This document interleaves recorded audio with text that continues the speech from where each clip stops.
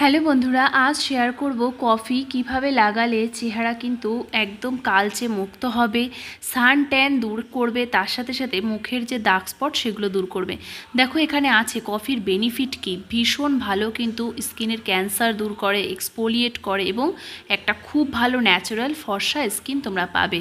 তার জন্য সবার প্রথমে নিয়ে নিতে হবে কফির গুঁড়ো। কফি দেখো আমি এখানে পাতা একটা কিনে এনেছিলাম, এটা অনেক দিন যায়। তোমরা যদি একটা পাতা 10 টাকা দিয়ে কেনো তাহলে কিন্তু তোমাদের অনেক দিন চলে যাবে। তো এখানে কফির গুঁড়ো দিয়ে দিলাম, বেশি লাগবে না। তোমরা যদি শুধু ফেসে অ্যাপ্লাই করো মোটামুটি হাফ চামচ, ছোটো চামচের হাফ চামচ নিলেই যথেষ্ট। কফিতে ভরপুর অ্যান্টিঅক্সিডেন্ট থাকার কারণে এটা স্কিনের ভেতরে খুব তাড়াতাড়ি যায় এবং স্কিনকে অনেক অনেক ভালো পরিষ্কার, ফর্সা, উজ্জ্বল বানায়। এর মধ্যে আমি মধু দিয়ে দেবো। মধু স্কিনকে যেমন ময়শ্চারাইজার করবে তেমন টান টান বানাবে সরি, তার সাথে কিন্তু ত্বকটাকে ভালো সফট বানায় ও গ্লোয়িং রাখে। এবার আমরা এর মধ্যে অ্যালোভেরা জেল দেবো হাফ চামচ, ছোটো চামচের হাফ চামচ অ্যালোভেরা জেল।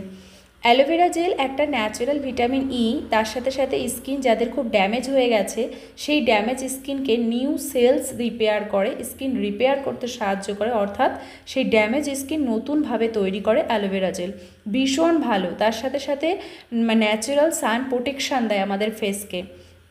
এবার দেখো অল্প একটু হলুদ গুঁড়ো নিয়ে নিতে হবে। হলুদ গুঁড়ো নিলাম কারণ যাদের স্কিনে প্রচুর ব্রণর সমস্যা বা যে কোনো কিছু ইউজ করলে স্কিন চুলকায়, র্যাশ হয়, তাদের জন্য হলুদ গুঁড়ো ভীষণ ভালো, কারণ এটা অ্যান্টিব্যাকটেরিয়ালের কাজ করে, অ্যান্টিসেপটিকের কাজ করে। এবার এটা সমস্ত উপাদান ভালো করে মিশিয়ে নিলে তৈরি। ফেসে অ্যাপ্লাই করে নেবে 15 মিনিট বা 10 মিনিট, তারপর ঠান্ডা জল দিয়ে ধুয়ে ফেলবে। ভিডিওটি ভালো লাগলে লাইক